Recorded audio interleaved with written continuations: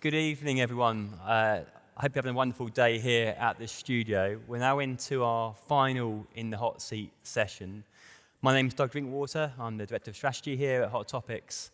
And today we're talking about the journey to becoming a non-exec director.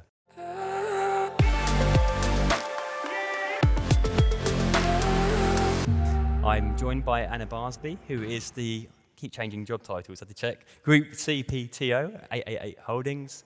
Dean Thompson, who is Group CTO at Group M.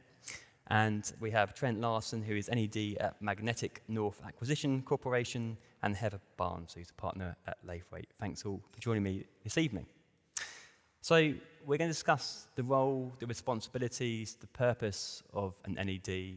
We're going to look at the professional development journey that you need to go on before you take such a position.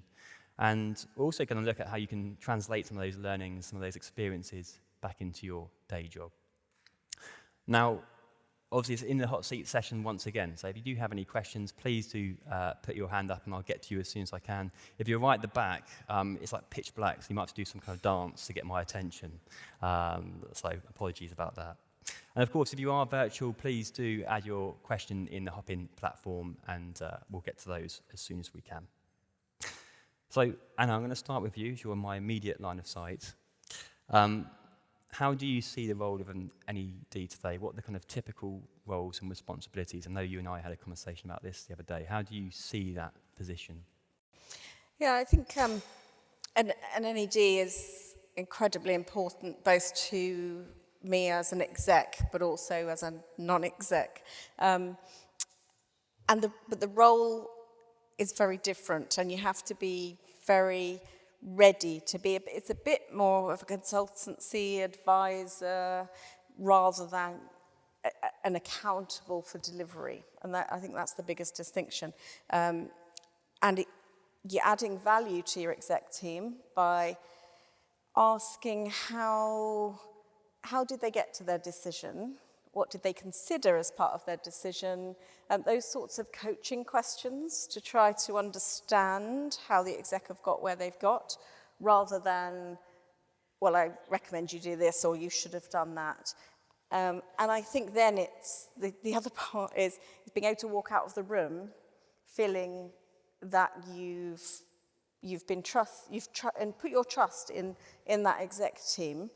And really it's then up to them what they do with that advice, guidance, informative conversation.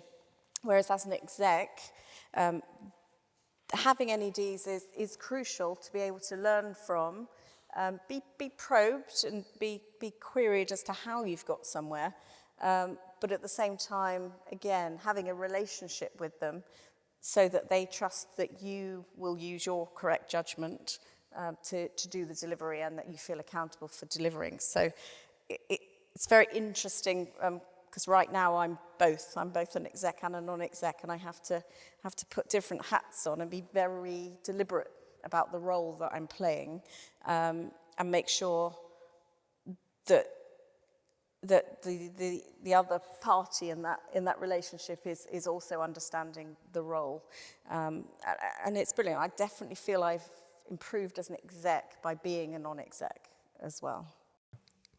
Nadine, how do you see it? I guess it's less doing, more advising.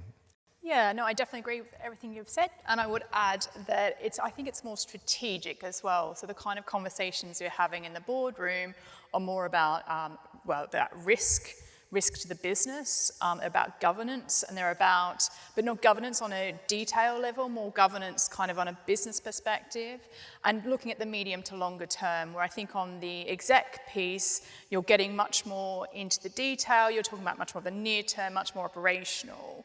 I think one of the things I've had to let go of in kind of moving into a non-exec role, or having a non-exec role while working an exec, is in an exec role, I can direct my team and state a decision and they go in that direction. And I think just picking up on Anna's point, in a non-exec role, you coach, you kind of try and steer a little bit, but you've got to be, I've had to learn that actually the exec team are then going to go and take it in a slightly different direction than I would have maybe thought it should go, or would perhaps have wanted it to go if I was doing it myself, but you have to be okay with that. What about yourself, Trent? How do you see the role of a non-exec director? And crucially, perhaps, how has it changed over time? Well, interesting. These are some very valid points here, because I feel your pain when you're talking about you're trying to provide what you think is good direction, and sometimes it's not adhered to. And when we think about traditionally how boards have served their companies, if we even go back just a couple decades, we can see how the rate of the pace of change is picking up so much. And if the board is really challenged with helping develop strategy, if they view themselves as kind of the headlights looking just over the horizon to see what's coming, see when the next pandemic might be arriving, and helping the executive team prepare for that, and also help develop strategy. Now, those are some of the key things that I think a board should be doing. But if we go back just even 20 years ago, the rate of crises that boards had to deal with were fewer in frequency. And I'll just take a few examples. For example, I think it was 2002, was that when the dot-com bubble hit? So there was a set of issues that tech firms had to deal with. Then, of course, the financial crisis, that was 2008, 2009. So there's a space of years in between there. Now, fast forward to what's happened over the past 4 or 5 years. We've had a pandemic, we've had Brexit, we've had high inflation, we've had soaring energy costs, we've had global instability around the war in Ukraine. We've had a whole number of things that have hit the boards very quickly, and they've got to be advising the executive in real time on how to do that. So there's a lot of change that's taking place.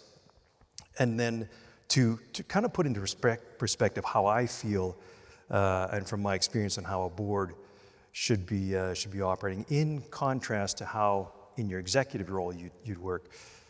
Chances are in your executive role you may have a P&L, or you may have a team that you are providing instructions to. They come to you for guidance and for answers. That's in an executive role. At a board level, you tend to ask more questions than you give answers. You're asking questions about what's just around the corner. What do we need to be preparing for? How's this going to impact us? Have we got the right resources? What's going to be the impact of people working from home? How's that going to affect our succession planning? We can think about those water cooler conversations that are so critical for sharing that tribal knowledge in an organization. And if those are taken away because people are working remotely, there's advantages and disadvantages. So those are the type of things that boards have to be looking for. And so it's a little different challenge that we face now than we did even just 10 years ago. Heather, how do you see it? I mean, how do you build upon what my panelists have said? I think probably the things I would add is that it's about contributing more broadly than your functional discipline. You know, both of you come from technology backgrounds, but you're there to, you know, holistically contribute to the overarching business strategy and hold a mirror up effectively. That's a really good point. Yeah. Oh, thank you. So I think, just to build on it, I think a lot of, when I first started looking for non-executive roles, I thought I would be a tech non-exec, and Trent and I were chatting about this on a board. And it's actually, for many boards, it's not what they want. They want someone who might have some deep functional expertise in tech or finance or HR, but they want the breadth, they want that T-shape. And if you haven't got the breadth, if you can't advise on commercials and strategy and marketing and start to kind of provide experience across all that, you're not that useful to them as a non-executive. You don't want to get pigeonholed as a digital NED. We shouldn't be defining people as digital NEDs. You are a non-executive, end of. And I think that's something that needs to be addressed going forwards. And it's one of the most appealing parts for me. Actually, you're an exec and you sit on an exec team, and too often you're just asked about what you're there to do. And we've all built up such experience over the years that we do know business strategy, because in tech, you get to work across whole businesses, don't you? You don't have to just work in finance or whatever. So that collective knowledge that we've all got as tech CIOs, CDIOs, whatever we choose to call ourselves, the breadth of information and knowledge that we have built up, we should be using that. And businesses need to benefit from it, because we have got such a unique perspective. So, you know, I'm surprised that there's not more of our community on boards. I know it's growing, but I'm really surprised it's not bigger yet. But that's the appeal, surely, isn't it? I mean, I think when you and I spoke, Anna, some weeks ago, you were saying, as long as I'm learning, I'm on that kind of career path, I'm still developing my skill set. I mean, by pushing yourself into these new areas, you're doing that regardless if it's in your 9 to 5 or outside. Yeah, absolutely. And that's the best thing, because you can be the best CIO you want to be. Where do you go from there? Yes, you can go into different industries, you can go into different companies and learn there, but actually becoming a non-exec, you're taking on a different role on top of the expertise that you've built up. And for me, that it's just unlocked another sort of set of brain cells and allowed me to really grow and continue to learn, and that's what gives me absolute buzz, and that's why I'm really enjoying it. I said that I'm 11 months into my first one, so I'm still enjoying it. I'm trying to come to you in terms of what you've learned from being a non-exec director. Are there things that you reflect on, you think that's pushed me into a new area, that's taught me new things as a professional, maybe even personally it's changed who you are? Well, certainly taking on non-executive roles, you do have to think differently than you would if you are running a division or so forth, because the type of guidance that you are giving people is a little bit more at the strategic level, and you want to ensure you got the proper management and leadership to do that. Other things that it made me aware of is that it's really important to engage the wider stakeholder network. And by that I mean that, yes, shareholders are important, and chances are in your executive roles you've either had contact with shareholders or you've had communication from them on the importance of the value of the company. But with a non-executive role, and just going through some of the more recent crises that we've been through, it really draws into focus the need for a wider stakeholder community, the importance of the employee or your team, the importance of customers.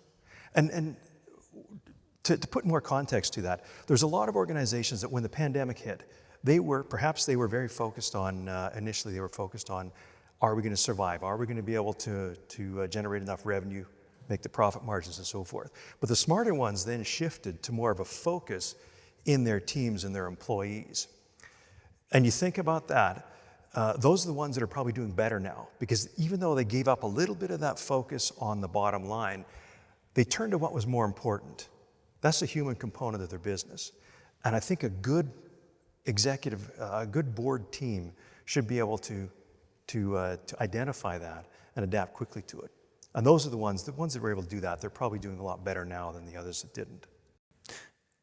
Dean, I want to come to you on that communication aspect of, I guess, the more insight you get into some of these pain points, some of these problems. Does it make you a better leader in terms of how you communicate with them, how you understand what their pain points are and how you address them, or how the organisation as a whole addresses them? I think it's made me, in my exec career, bring a bit more of a board mindset when I'm taking something to the CEO. I kind of can think about it a bit more of a perspective as kind of what could I be asking if I was sitting in my NED role. So I think that helps with being more credible in your kind of exec role. And also I think the skills that I've gained, so it gives you insight into boardroom conversations across what do we do with people strategy. We're sort of touching on what you've just mentioned, Trent.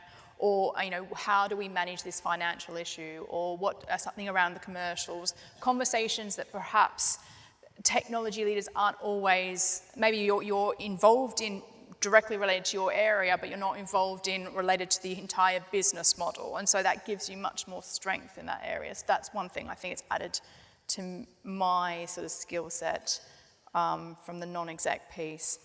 Yeah, and I think, Anna, in our conversation recently, you were saying it helps you in your day job kind of understand the other view in the sense when boards are, when they're challenging you on what they want, you have a better insight into why they're asking these questions. They're not just being antagonistic for the sake of it. They're actually there's a reason behind each question.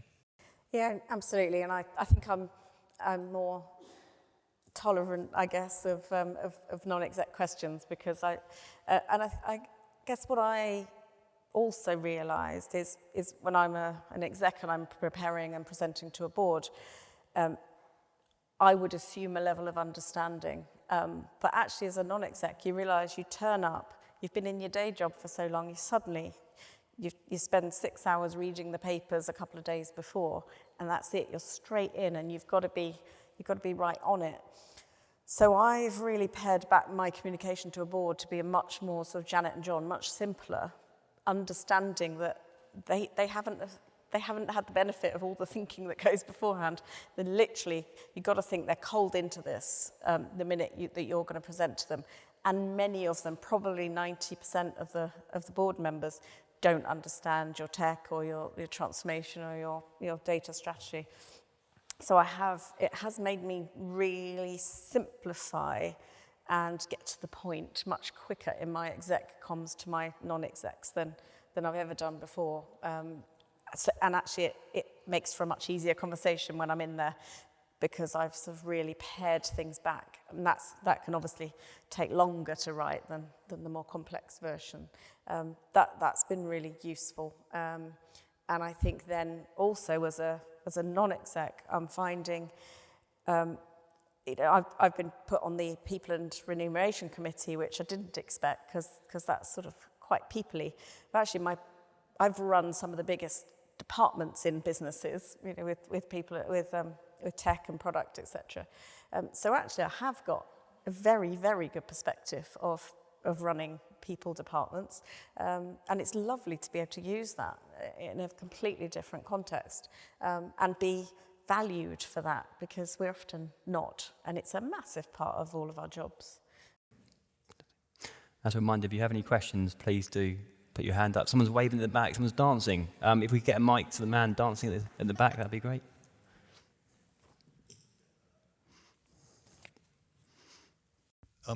As a tech NED, with your deep experience working with across the tech sectors and your knowledge of different supplier landscape, to what extent would you steer a board with regard to vendors to work with or not to work with?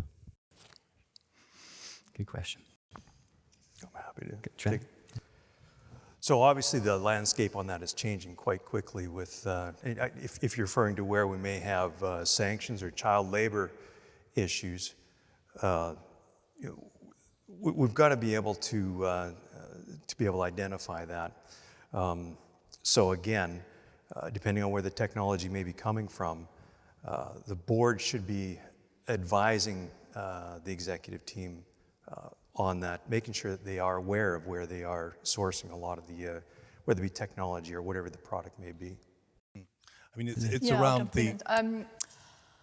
I don't think it's the role, in my opinion, I don't think it's the role of the non-exec to advise on vendors or to say this, or perhaps advise against vendors. If I would share personal experience, if I'd had a personal experience with someone that they were elected to have chosen, and I'd had something that I was aware of, I would of course be, I think, remiss not to bring that up to the board. But I really see that as if you haven't got a solid CIO, CTO that is making like those good decisions, then you've got a problem there, and actually you need to be kind of raising that, and they should be changing that C-suite role, because that is that role of the CIO, CTO on a board. Is there an angle, Heather, I'll come to you on this, is there an angle of almost know your place, know the value that you bring, and don't, to coin a phrase I heard yesterday, don't trample over the day-to-day? Because I guess to your point, if there are people there on the day-to-day, you don't want to be overstepping the mark. Yeah, I think if you were starting to say, actually, I think we should go with this vendor or that vendor, unless you want to really, maybe a startup board and you're the sole non-executive and maybe you're playing more of an operational NED role. So there's lots of different flavors of NED roles, then I think that might make sense. I think the board's role is more to kind of ensure the governance structures are around the supplier selection, and that they've got a good RFP process, they've kind of done the evaluations, and that's what I would probably be asking the questions of, rather than that supplier versus this supplier. Yeah, and I think to build on that point, we're there to help advise that the right model is being put in place, and that suits the business, and we can advise and say, actually, in my experience, having an organisation that's your supplier that's a similar size to your company can work, has benefits, and if you go with one of the massive SIs, then maybe you're not as important or whatever. Sort of that model conversation. But I am actually in that position at the moment where we're starting to look at actual vendors, and I have a one-to-one with the CIO of the organisation for half an hour every month, and that's where we can have just sort of an off-the-record kind of conversation that says personal experience, this, and this, but my job is not to influence his decision at the end of the day. It's just to seek and understand how he's making that decision, and just keep an eye on the advice he's giving to the rest of the board, just to make sure it's balanced. I mean, I think one of the interesting things is when we, as headhunters, talk to chairs, CEOs, or people who are non-execs, who have been non-execs for a long time, one of the comments that comes up is that particularly with first-time non-execs, be it they can't stop operating and reaching back down. And I think to your points, to be advising on vendors, you're in grave danger of, and you make yourself stand out in the wrong way in the room of non-execs, and you don't want to be looking like the operator in the room. You're not. You're a, peer of everyone else there. So I think it's a bit of a dangerous game to start getting into the weeds. I want to move on in a second to essentially how you prepare and that kind of professional development piece to come into a first-time NED position. But just briefly on the kind of finding the right fit, finding your purpose, what should you think about from that perspective to find the right organisation to work with? What's your thoughts, Heather? As in wanting to be a non-exec? Yeah, to find the right organisation that fits your personal values and beliefs and where you can add some real value. I don't think it's any different to being an executive, and you have to feel that cultural affinity. You have to believe in the purpose and what the organisation is trying to do. It's transformation, it's investment, it's share price and ethical positioning and all that sort of. I don't think it's any different. I think, particularly from a technology landscape, there are probably more people who wish to be non-execs than there are non-exec roles at the moment, and I think getting the first one is probably the hardest. I think once you're in the room, you're laughing all the way to the boardroom bank, and therefore I don't necessarily know whether people are always in a position to completely cherry pick, but I think to your question about how do you start, you should be thinking about this 10 years before you want to become a non-exec, in terms of what do you need to gain from your executive roles that are going to make you an incredible non-exec, because the two things aren't always synonymous. Yeah, I mean, I guess the question I was going with that was, oh, sorry. You have to be motivated to put in the time. Again, I know you and I spoke about this recently, didn't we? You have to want to really buy into the values of that organisation. I know it's not that dissimilar actually to the more exec role, but Trent, what's your thoughts on aligning values, that purpose, and finding the right organisation you can add some real value to? Well, I think that you've got to have the willingness to serve. And one of the things I often comment from a board perspective is that there's a terminology which I have a difficult time with, and that is sitting on a board. That tends to suggest a passive role, and I've never served on a board where it was passive. So I like to change that slightly just to say that you serve on a board. It changes your thinking. And you've got to be willing to step up and be proactive.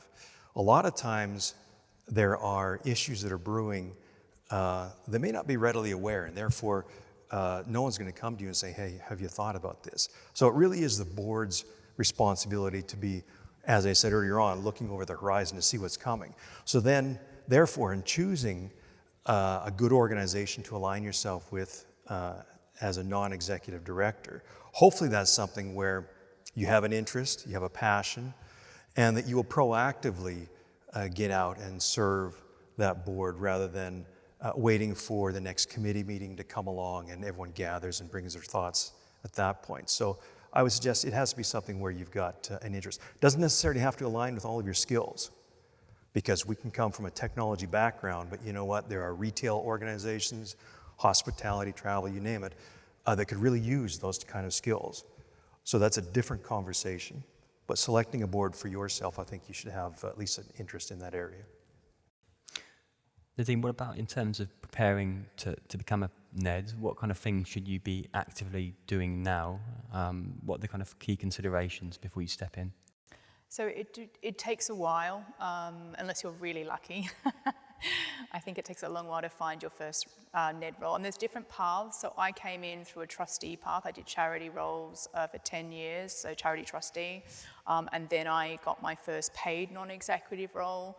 I went through loads of interviews and then finding the right intersection of a board that wanted a particular skill set of, a particular set of skills that I fit.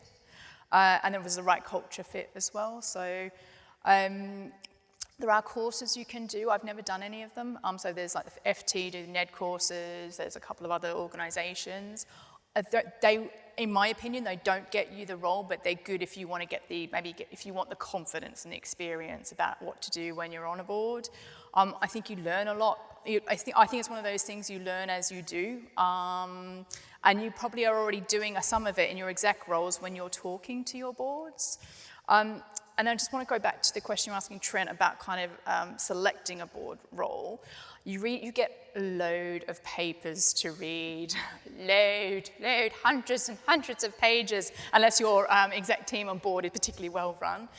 So it's got to be something that you're interested in reading about. So I've got my board roles in tourism at the moment, which is something I'm interested in. So that kind of makes it fun. I'm not sure I'd do a financial services one, but for someone else, that's going to be great.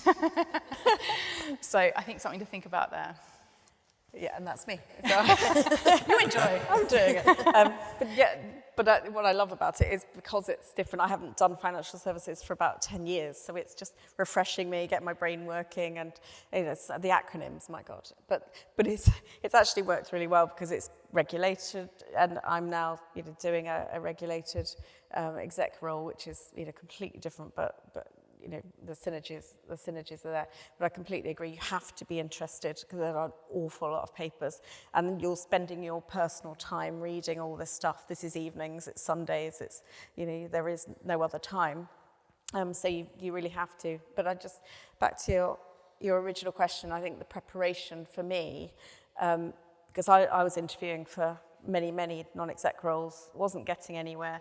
And actually, it was when I set up my own consultancy a few years ago, and I started to get into being a consultant and looking at companies in a much more strategic, step-back way, that I think, I got more confidence about what I knew, but also I was coming across as someone that got the bigger picture. And I wasn't just talking about the day-to-day, the operating, my life as a CIO, because we can get, our jobs are full on, you can get quite obsessed with it. And it was actually that step back of a role, becoming a consultant again, that was coming across when I was in those non-exec interviews. And then, it just worked because the synergy of the two types of thinking just seemed to work together. And I think that's why I then got the success of a couple of roles and chose to work for a building society. And I'm going to stay with you, and I think this next question, I'm probably asking for the wrong person actually, but here we go. You mentioned time.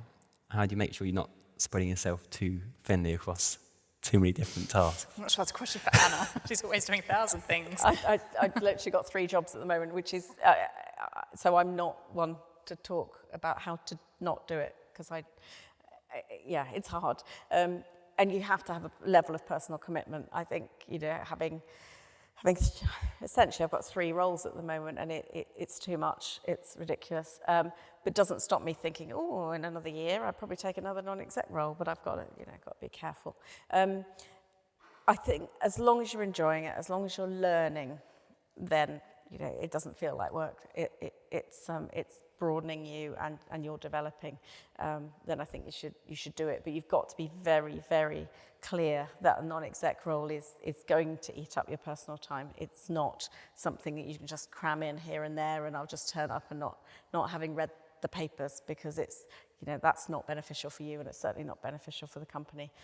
So you've got to take it seriously. And I think, but don't ask me about spreading yourself too thin, because I haven't learned that yet. So if anyone can advise me, that would be lovely. Thank you. Dean, I guess you've got a similar experience in the sense that in your day job, had a recent promotion, so you've got quite a lot on your plate as it is. So what's your view on that, making sure you're not spreading yourself too thin, you still have adding value, not burning yourself out?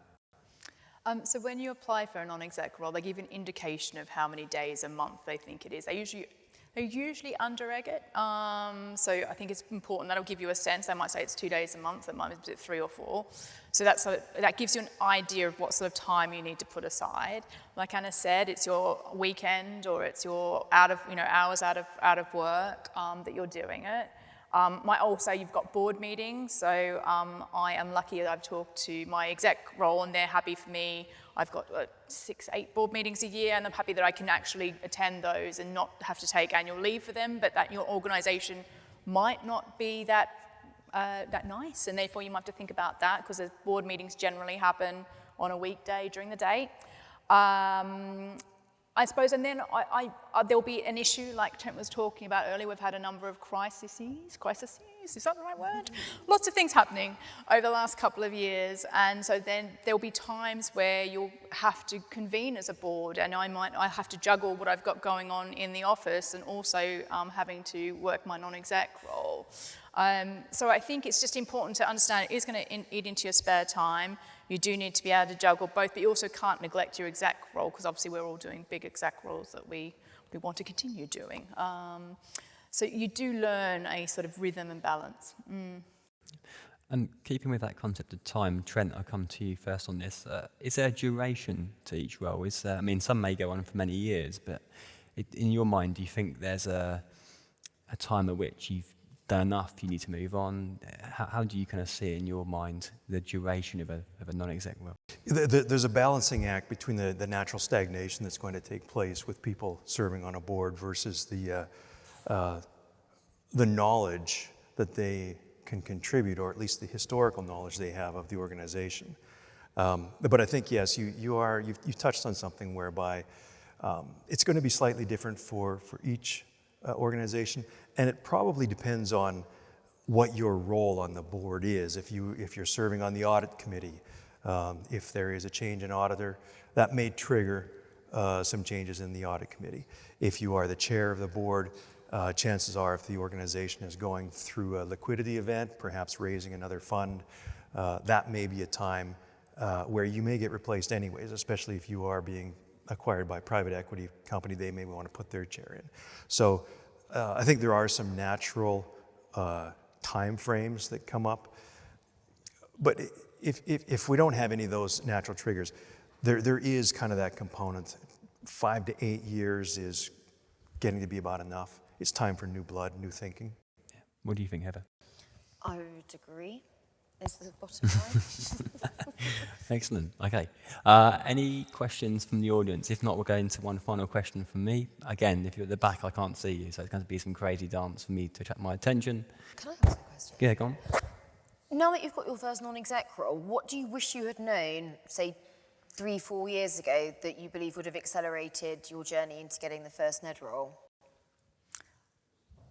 I thought that actually having a trustee role would be a natural path to getting a paid non-exec role, and it wasn't. I think what I failed to appreciate at the time was the scale. Unless I was in a really big charity, the scale of a charity is not the same size as generally some of the paid non-exec roles, and so there isn't like a natural stepping stone. What it did give me was confidence and understanding how a boardroom works and experience operating in a boardroom, but I wish I'd understood that. Not that I don't regret the charitable trustee work I did, but I probably wouldn't have done 10 years of it. And I would have been more focused on what I'd chosen, I think. So that's what I wish I'd known. I think for me, it would have been stop trying to prove that I'm such a brilliant CIO, because that's not what they're buying. They know that that's your day job. That doesn't matter. It's more actually they want to see that you understand the breadth of a business and breadth of strategy. And I just wish I'd known that, and I would have certainly saved me a few interviews. And also, I suppose the other bit is I was interviewing for stuff that just to get a non-exec role. And actually, when I stopped that, and I thought genuinely, what am I interested in? And then, I went there, and I clearly bonded with the team. I think because I was interested, and I think it's sort of stopping and thinking about what am I genuinely doing this for. I'm not doing this to get a non-exec role. I'm doing this to learn and to contribute to and add some value to an organisation. And I think that just sort of flipped mindset. I would have liked to have known that a bit earlier. True. Well, on that particular question, I'd say don't prejudge what you think that board needs. It'd be good for you to do a personal assessment of what your skills are, understand what some of your strengths and some of the things you can bring to a board. For example, if a target company you're wanting to join is, maybe they're in a growth stage and they're wanting to grow into a market where you've got a lot of experience, that's a perfect segue into a conversation. If you have implement a particular IT system that is likely this board is going to be guiding their company through, you bring immediate skills to that board. But I think one of the key ways of getting that conversation started is not to wait. I would reach out to the chairman right away. Obviously, do your research, understand what the company dynamics are, and understand a little bit about the markets they're operating in. But don't prejudge what you think that board needs. Talk with the chairperson and just have a casual conversation. You'd be surprised at how many of the chairs will set aside 15 minutes just for a quick chat, quick introduction. Be prepared with what the value you could bring to the board, but it's not a sales pitch. Just ask questions. Again, the chairperson will recognize if this person has some really good questions and has made me think, they'll want to have a follow-on conversation with you. And you never know how that can open up doors. That could start with an advisory board role as opposed to a main board role. It could be that they're about to embark on a ERP project and they need an advisor for that, and they could bring you in with a pathway to becoming part of the main board. So I would, my advice is assess yourself and reach out to the chair. Fantastic. And then my last question today, very short and sharp, and we're kind of summarising here, and as I potentially going over old ground, but what's the advice you'd leave the audience with today in terms of perhaps looking at that first NED position or perhaps looking for the next one? What advice would you give today? So I think my advice would be you need to overcome the bad press that tech people and CIOs have with CEOs and chair people. They think we don't speak English. They think we're very, very technical and they won't understand. It's more their fear than ours. So turn up as a human being and talk English, and eventually you'll get onto what's your specialist subject. But just remember, there is a certain fear amongst chairman and chief execs about us as a community. We terrify them, and you just need to know that and just sort of relax and be the human first and be a tech leader second, and I think you'll win them over, would be my advice. I love that, so don't terrify people. That should go on a t-shirt. I think for me it's what do you want the non-exec role for? What are you trying to gain from it? And therefore, what do you want out of it? Therefore, kind of what non-exec role is going to make sense? Or does a non-exec role make sense? Or are you just doing it because you think you should? Like, I think there's lots of different advantages or things you can gain from having one, from, say, improving your own skill set to helping an organization that you might really respect and admire, or helping a sort of an area or a charity move forward, to maybe wanting to move out of the CIO, CTO exec role into becoming a portfolio non-exec. But I think having that, understanding what you want out of it and why you're doing it, maybe that's perhaps a better way of putting it, is important to then directing kind of where you go with it, or if you go forward with it.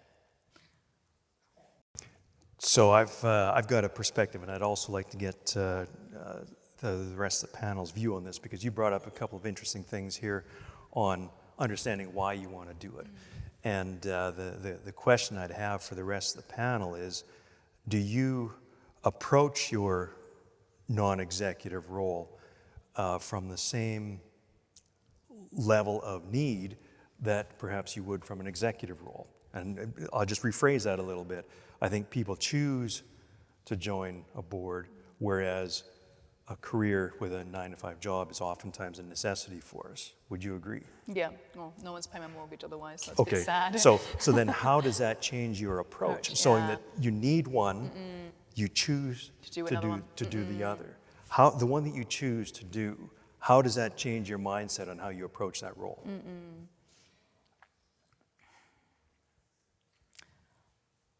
I think I've been quite selective. Well, not always. I suppose earlier in my career, I was probably less selective about my roles because I couldn't be as selective about my roles, where you get to a point in your career where actually you can be selective about the industry you want to work for, or perhaps the company you want to work for, because as you're saying, it is remuneration. My non-exec, I've probably approached it in the same way I think that I approach my exec roles, and it's got to be an area of interest, and I've got to feel that I've got a combination of skills that are going to add value. So I think that is true now, but perhaps wouldn't have been true 10 years ago. And then Hannah? Yeah, I think for me, certainly the last few years, I've always wanted a balance. Am I adding value, and am I getting value? And I approach both my exec and non-exec the same. But there's a different energy I think I get from my board that I've chosen compared to the day job, because I think it's, as I've got older and developed, that having that more strategic view just really just gives me energy, I think. Whereas when I'm doing the day-to-day and some of the sort of daily grind, you can lose that sometimes. Being there, done that, it can be a bit like that. Yeah, so I think, but it is about holding on to that strategic mindset in order to get that. As we've already talked about, what you can't do is sink into anything operational, and that's quite freeing, because you can walk away and say, well, that's for them to go deliver. Actually, that's very freeing, but also great because you're mentally you're learning and you're adding value. I think as long as I've got that balance, I'm Tapping good. into a different part of your Definitely skill set and your a different capability. part of your skill set. Yeah. I'm going to have to draw it there, but so Trent, final advice for you. Sorry, final. Final advice to today's audience. What advice would you leave them with in terms of moving into that NED role? Well, I guess when looking at a board role, if you feel, if you're wondering what your qualifications, or if you're qualified for a board role, I would probably suggest if you raise teenagers, you're qualified for a board role.